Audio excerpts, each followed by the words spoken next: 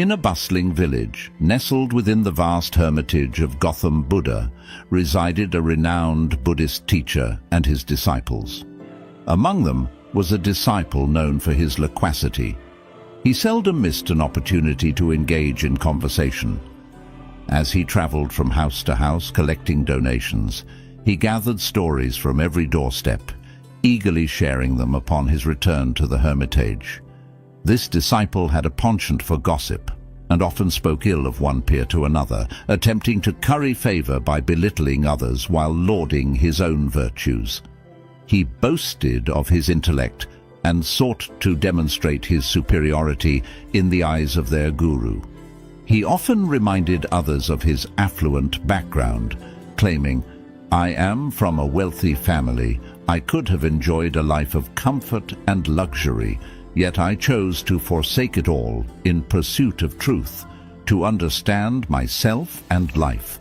Thus my sacrifice surpasses that of all others." One day the Guru called all the disciples of the ashram and said, "All of you have to take some resolution for the next 1 month. This will strengthen your determination power and will infuse self-power in you. All of you can take any resolution according to your ability, and if anyone breaks their resolution before 1 month, then they will return to their old routine."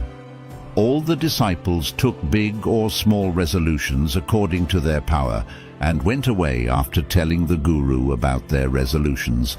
But the disciple who wanted to show himself as different and bigger went directly to the Guru's cottage and said, "I do not want to take any small resolution, but I want to take a big and great resolution like myself.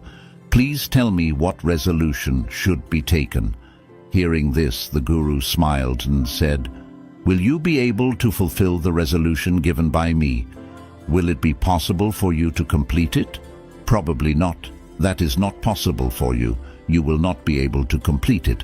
That's why you yourself find a resolution." The disciple said, "No, Gurudev.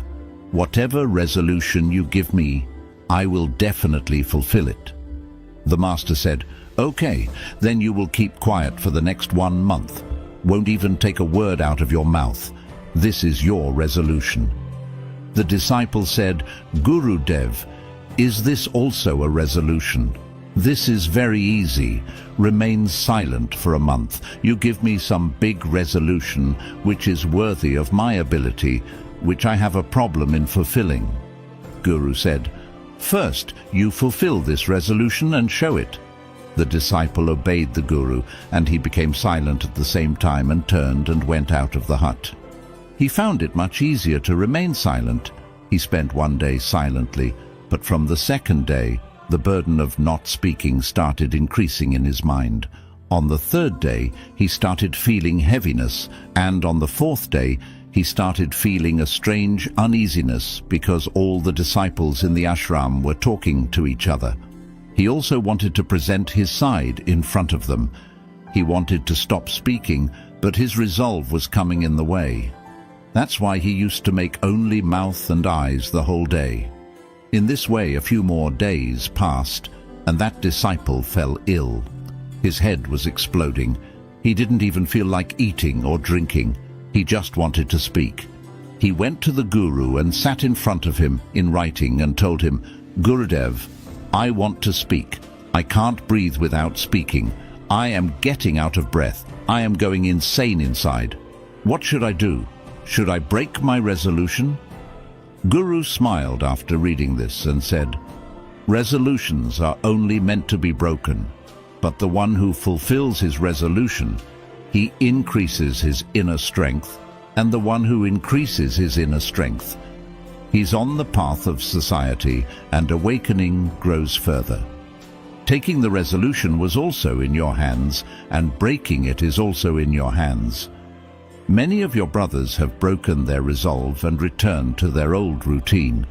If you are not able to do it, then you can also break your resolve and go back to your old routine. But remember, if you are not able to handle this small resolution today, then how will you be able to handle the rest of your life? The rest of the decision is entirely in your hands." This talk of the guru hurt the heart of that disciple. He went back without saying anything and locked himself in his hut. He used to come out of the hut only for his essential works and would sit inside the hut all the rest of the time. 15 days had passed, and the resolve of almost all the disciples of the ashram had been broken by now, but his resolve was still on. After taking the resolution till now, he had not uttered a single word.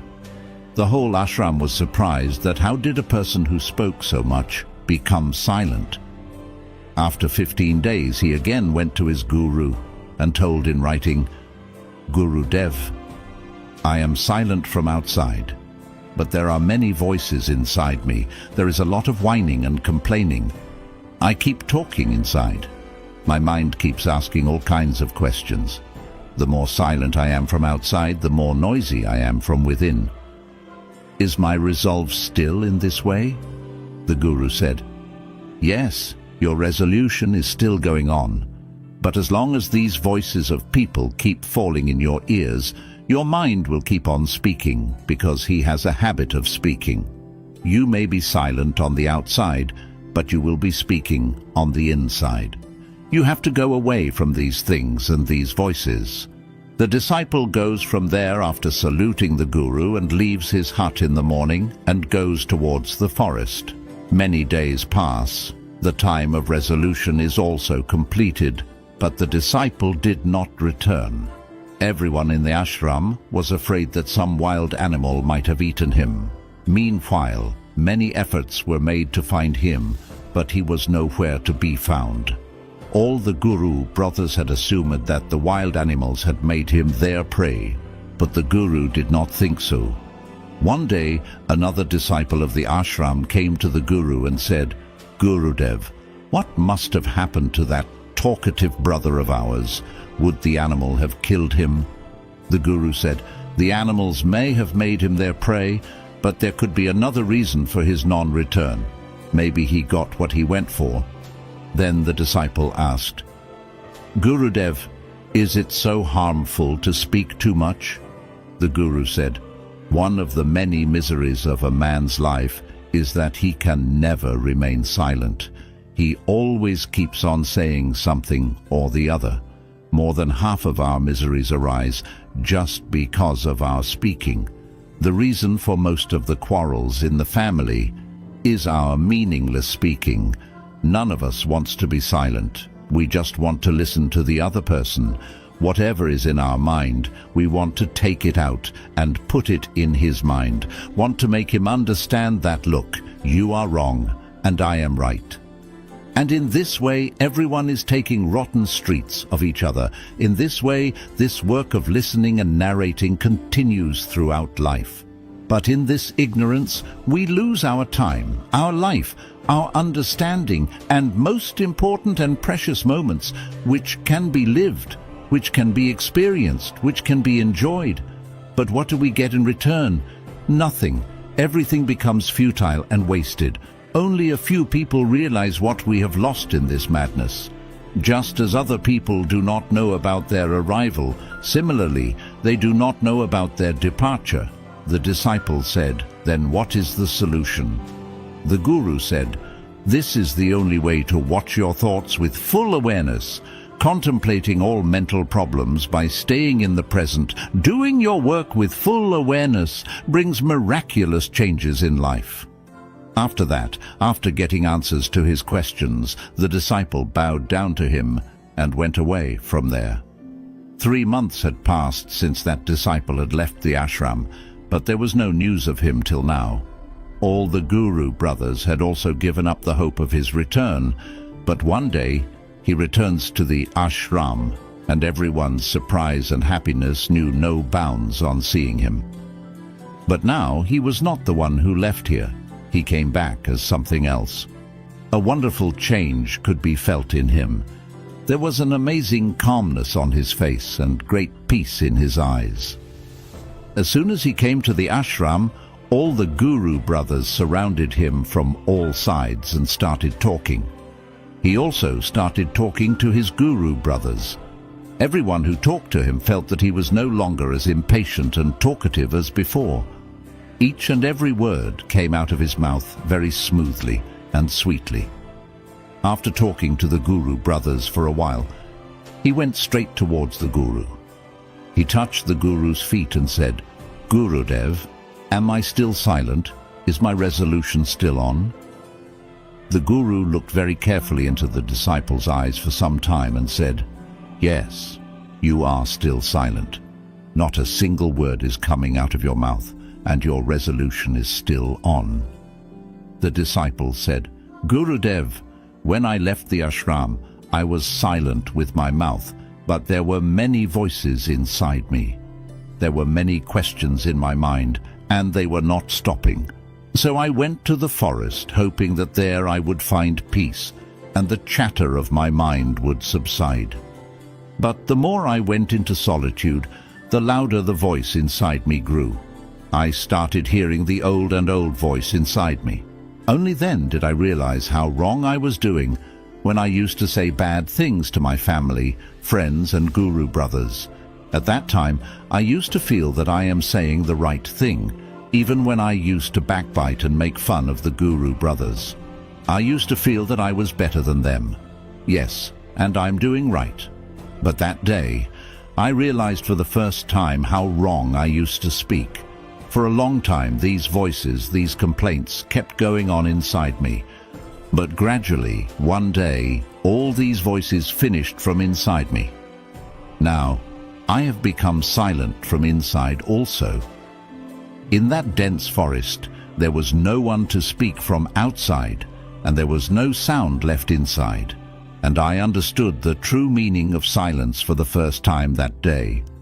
There was peace all around me, although there were still some voices coming, which used to come before, but I could not hear them. But now, I could hear all those voices clearly, the sound of the wind blowing, the sound of birds chirping, and the sound of flowing water. I heard all these voices for the first time with full consciousness. I had never felt so much peace around me before. So, to disturb this peace, for the first time, I took any word out of my mouth. I shouted, "Oh God, what kind of peace is this? Why is everything so quiet? What happened?"